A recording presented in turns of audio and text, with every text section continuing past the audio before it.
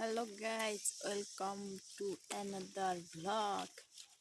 हामी चाहिँ आज यहाँ कोदो काट्न आएको छौँ। घाम लागेर कस्तो भयो। म चाहिँ यहाँ पुस्तकारी के भन्छ पुस्तकारीको पातको फेदमा बिसाइरहेको छु। कोदो चाहिँ भर्खरै काट्दैछु। कोदो पनि पुरै हरियो रहेछ।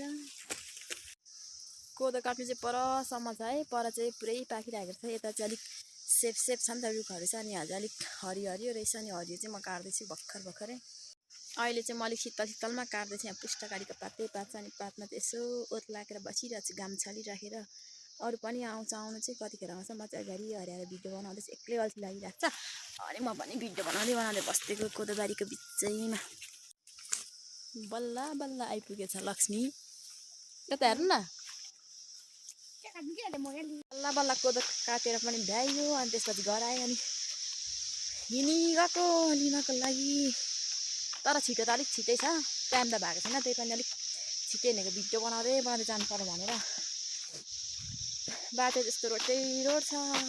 घाम अलिअलि छ अहिले चाहिँ। है त आम्मामा कोदो काट्दाखेरि घामले थोरै पोलेको होइन। अहिले त अलिक शीतल पनि भइरहेछ। अनि रोड छ नि त। हाम्रो त्यहाँ नजिकै छ बोर्डिङ। अनि 5 मिनट पुगिन्छ। त्यही पनि म चाहिँ आज अलिक छिटो हिँडेको। घरमा बस्दा पनि अल्छी लाग्यो। बरु जानु पर्यो बिस्तारै भनेर बरु माथि बोर्डिङको गेटमा गएर पर्खिनु पर्यो भनेर म चाहिँ अलिक छिटो हिँडेको।